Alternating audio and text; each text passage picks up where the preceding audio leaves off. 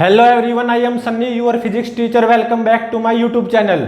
आज के इस लेक्चर में हमें एक और जेईई एडवांस लेवल की लैडर प्रॉब्लम को सोल्व करेंगे और आज की ये हमारी लास्ट लैडर प्रॉब्लम होगी, मतलब जनरल इक्विलिब्रियम की लास्ट लैडर प्रॉब्लम होगी और ये प्रॉब्लम बहुत इंटरेस्टिंग है। तो देखो क्या गिवन है। एक्सेलरेशन ड्यू टू ग्रेविटी की value near the surface of earth 10 metre per second square given है। इस प्रॉब्लम को सॉल्व करने से पहले मैं किसको डिस्कस करना चाहता हूं, जो हमने सेकंड लेक्चर के सेकंड न्यूमेरिकल में किया था उसको डिस्कस करना चाहता हूं, क्योंकि यहां पे उसका यूज होगा। तो सेकंड लेक्चर के सेकंड न्यूमेरिकल में मैंने क्या किया था, देखो मेरे पास एक रफ वॉल थी, खुरदरी दीवार, ठीक है, और coefficient of friction between this rough wall and ladder वो था μ1, ठीक है, और coefficient of friction between ladder and this rough ground वो कितना गिवन था, μ2 = 0.4, ठीक है। और मेरे पास एक लैडर थी जो कि ऐसे रखी हुई थी,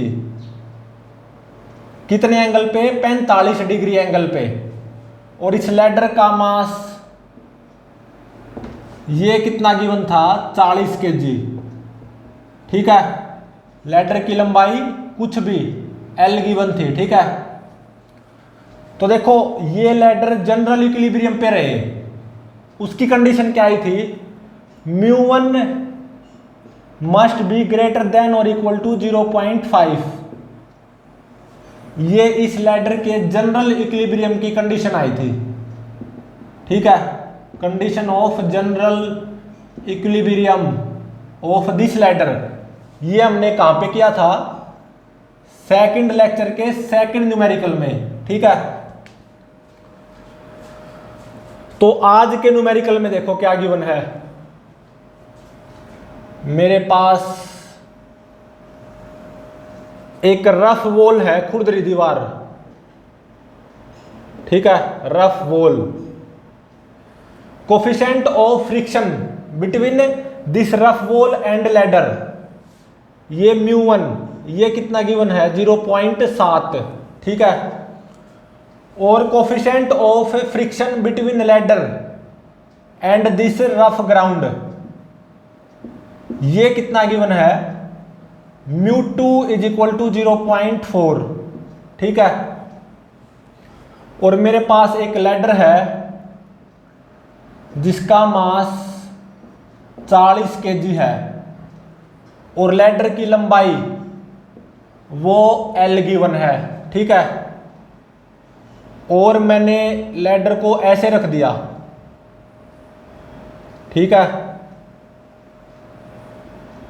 कितने एंगल पे, 45 डिग्री पे।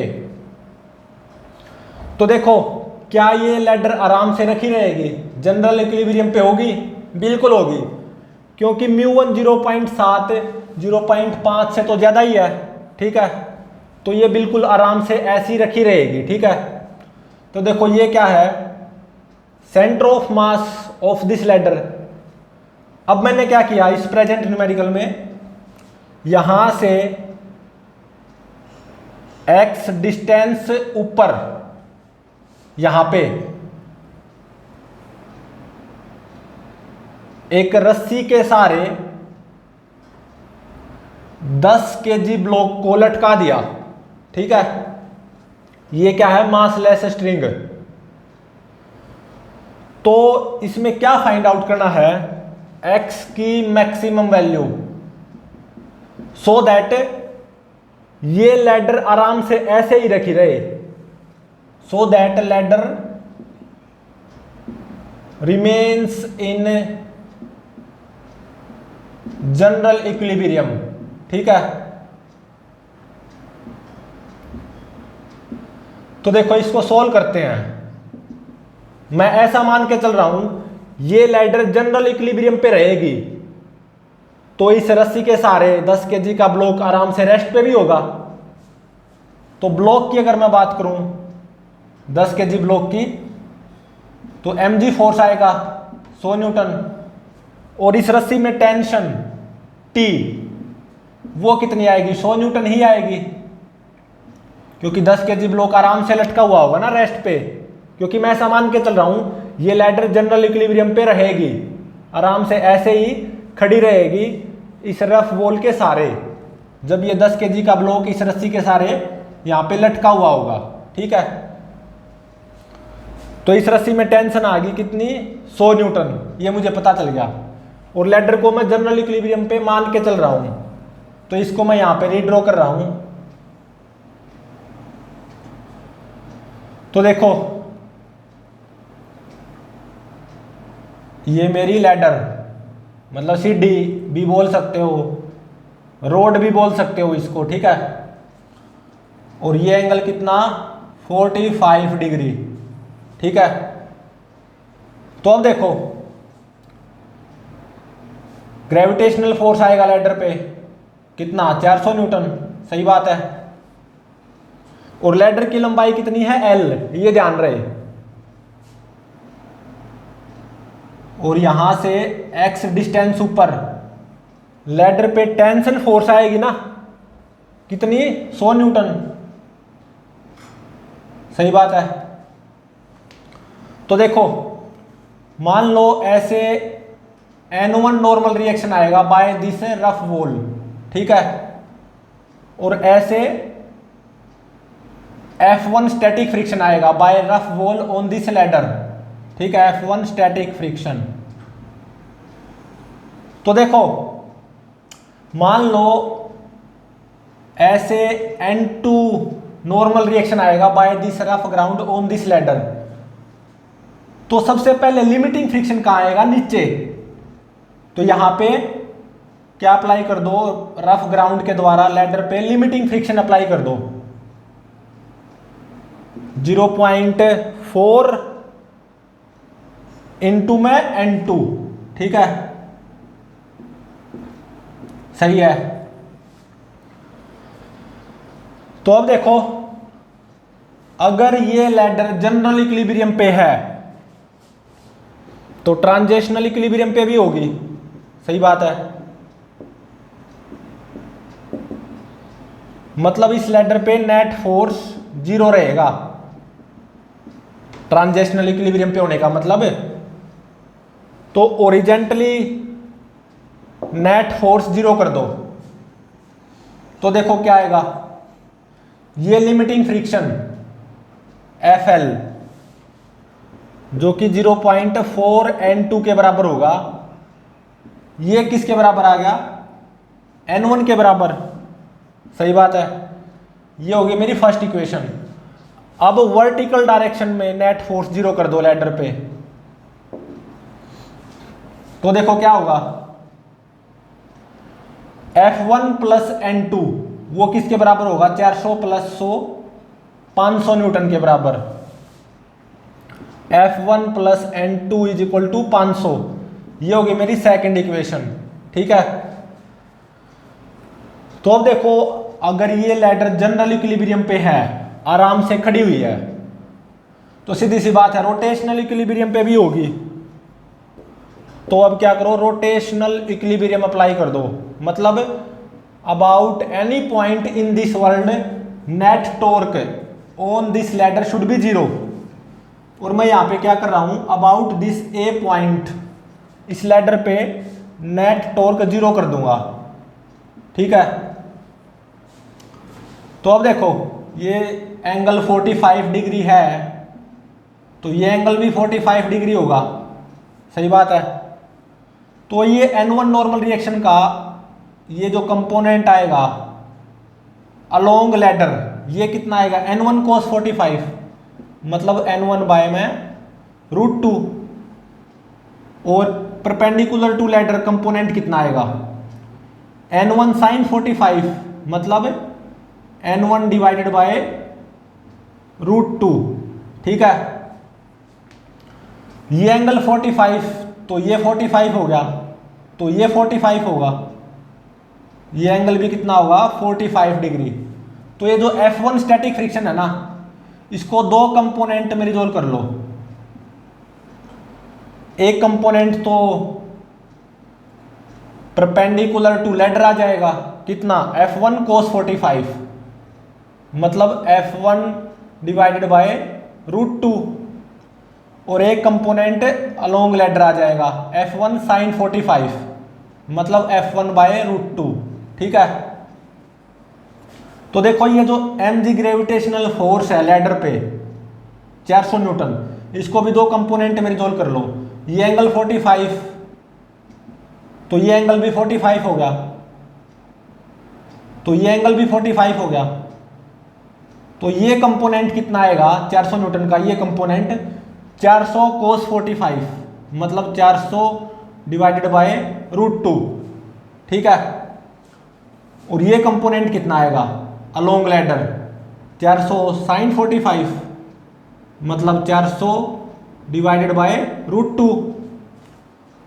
और जो ये टेंशन आई है इस लैडर पे 100 न्यूटन, इसको भी दो कंपोनेंट में रिजोल्व कर लो। ये एंगल 45 है, तो ये एंगल भी क्या होगा 45, तो ये एंगल क्या हो जाएगा 45। तो परपेंडिकुलर टू लैडर कंपोनेंट क्या आएगा 100 cos 45, मतलब 100 डिवाइडेड बाय √2। ठीक है, और अलोंग लैडर कंपोनेंट क्या आएगा 100 sin 45, वो भी कितना आएगा 100 डिवाइडेड बाय √2। ठीक है, तो अब देखो इस ए पॉइंट के अबाउट लिमिटिंग फ्रिक्शन का टॉर्क 0 आएगा, N2 नॉर्मल रिएक्शन का टॉर्क 0 आएगा, सही बात है। और ये जो N1 नॉर्मल रिएक्शन है, इसका जो ये कंपोनेंट आया है अलोंग लैडर N1 बाय √2, इसका भी टॉर्क 0 आएगा अबाउट ए पॉइंट। और जो ये F1 स्टैटिक फ्रिक्शन था, इसका जो ये कंपोनेंट आया था अलोंग लैडर F1 बाय √2, इसका भी टॉर्क 0 आएगा अबाउट दिस ए पॉइंट। और जो ये ग्रेविटेशनल फोर्स था 400 न्यूटन ऑन लैडर, इसका जो ये कंपोनेंट आया है अलोंग लैडर 400 बाय √2, इसका भी टॉर्क अबाउट ए पॉइंट 0 रहेगा। और जो ये टेंशन आई थी लैडर पे 100 न्यूटन, इसका जो कंपोनेंट आया है अलोंग लैडर 100 बाय √2, उसका भी टॉर्क अबाउट ए पॉइंट 0 आएगा, सही बात है। तो अब देखो यहां पे जो कंपोनेंट है net component perpendicular to ladder, वो कितना है N1 bye √2 plus F1 by √2। इस नेट कंपोनेंट का torque about this A point from R cross F clockwise sense में आएगा, और कितना आएगा 1 बाय √2 को कॉमन ले लो, N1 प्लस F1 इंटू में L, ये किसके बराबर होगा net torque on this ladder about A point in anti clockwise sense. तो देखो ये जो mg ग्रेविटेशनल फोर्स था 400 न्यूटन ऑन लैडर, इसका जो ये कंपोनेंट आया है परपेंडिकुलर टू लैडर, इसका torque about A point from R cross F anti clockwise sense में आएगा, और कितना 400 बाय √2 इंटू में L बाय 2, 400 बाय √2 इंटू में L बाय 2। अब देखो ये जो टेंशन आई थी इस लैडर पे 100 न्यूटन, इस टेंशन का जो ये कंपोनेंट आया है परपेंडिकुलर टू लैडर 100 बाय √2, इसका torque about A point from R cross F anti clockwise sense में ही आएगा, और कितना आएगा 100 बाय √2 इंटू में x प्लस 100 बाय √2 इंटू में x। ठीक है,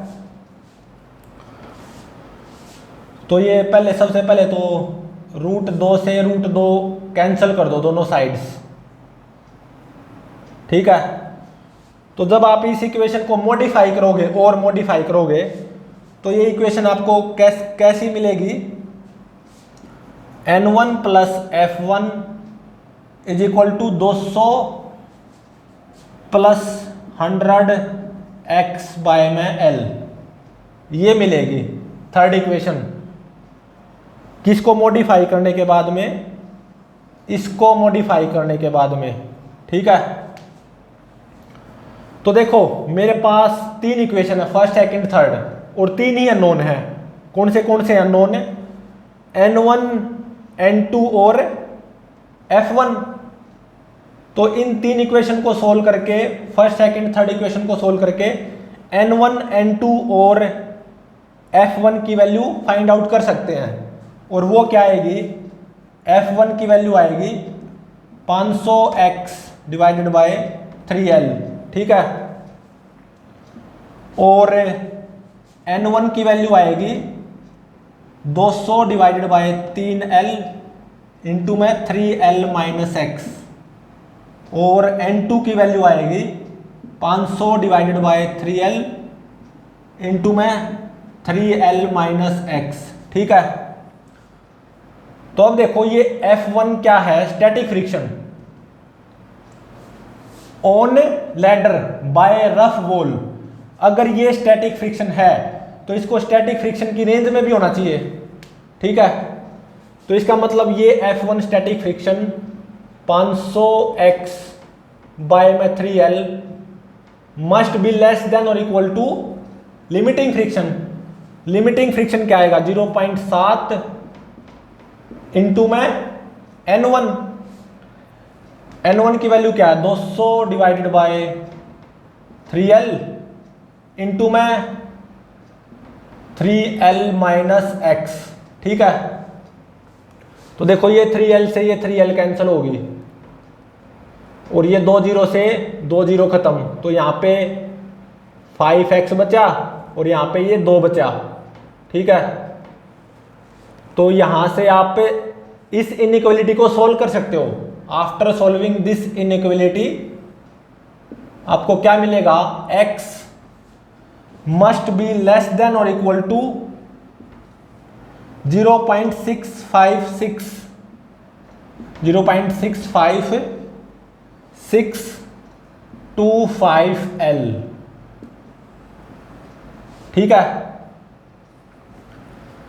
मतलब जो मैंने ये 10 kg का ब्लॉक लटकाया था ना विद द हेल्प ऑफ रस्सी, यहां से x डिस्टेंस दूर,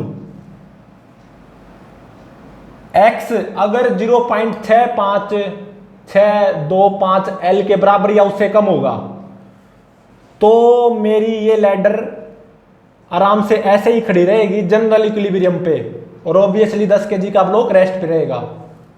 तो क्या फाइंड आउट करना था? x की maximum value, so that this ladder remains at general equilibrium, या 10 kg का ब्लॉक आराम से लटका रहे with the help of this massless string. और x की मैक्सिमम वैल्यू क्या आई? 0.65625l, ठीक है। ये मेरा हो गया आंसर, ठीक है।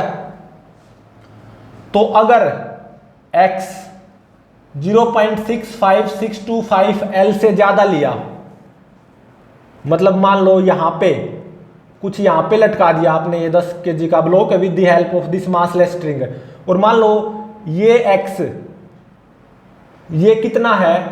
मान लो 0.7l है, ऑब्वियसली 0.65625l से तो ज्यादा ही है। तो जब आप इसको लटकाओगे ना 10 kg ब्लॉक को यहाँ पे, और ये कितना है? x is equal to 0.7l मान लो, तो ये लैडर जनरल इक्विलिब्रियम पे नहीं रहेगी, दोनों जगह स्लिपिंग हो जाएगी। तो ये लैडर कुछ ऐसे स्लिप कर जाएगी, ठीक है। तो x की maximum value so that this ladder remains at general equilibrium, वो कितनी आई? 0.65625l, ठीक है। तो अगर मैं इसको फील करवाऊं कि ज्यादा से ज्यादा कितनी ऊपर इस 10 kg ब्लॉक को लटकाना होगा with the help of this massless string, यहां तक तो कितना हुआ? 0.5l, क्योंकि इसकी लंबाई कितनी है लैडर की? l, ये सेंटर ऑफ मास है लैडर का, ये 0.5l होगी। तो 0.65625l कुछ यहां पे होगा, ठीक है। ये 10 kg का block with the help of this massless string मैंने ऐसे लटका दिया, और मान लो ये कितनी है? 0.65625L। ठीक है, तो इस पर्टिकुलर केस में जैसा कि आपको दिखाई दे रहा है, ये 10 kg का ब्लॉक लटका दिया with the help of this massless string, यहाँ पे इस लैडर पे लटका दिया ऐसे। तो ये लैडर जनरल इक्विलिब्रियम पे रहेगी, आराम से ऐसे ही खड़े रहेगी इस रफ वॉल के सहारे, और 10 kg का ब्लॉक मस्त लटका रहेगा। रस्सी में टेंशन कितनी आएगी? 100 न्यूटन। ठीक है, तो इस पर्टिकुलर केस में जब ये x कितना है 0.65625L, तो यहां पे तो लिमिटिंग फ्रिक्शन आएगा ही, यहां पे भी लिमिटिंग फ्रिक्शन आ जाएगा। ठीक है, तो ये रोड आराम से मस्त खड़ी रहेगी इस रफ वॉल के सहारे। ठीक है, लेकिन अगर मैंने थोड़ी सी भी ऊपर इस 10 kg ब्लॉक को लटकाया अब with the help of massless string, तो दोनों जगह स्लिपिंग हो जाएगी। ठीक है, मतलब तब ये लैडर जनरल इक्विलिब्रियम पे नहीं रहेगी। तो ये x की मैक्सिमम वैल्यू है। आप इससे ज्यादा ऊपर इस 10 kg ब्लॉक को with the help of this massless string नहीं लटका सकते। अगर आप क्या चाहते हो, ये लैडर आराम से खड़ी रहे इस रफ वॉल के सहारे, तो x की मैक्सिमम वैल्यू ये है। ठीक है, इससे ऊपर आप इस 10 kg ब्लॉक को with the help of this massless string नहीं लटका सकते। ठीक है, तो प्लीज चैनल को लाइक, शेयर और सब्सक्राइब जरूर करें।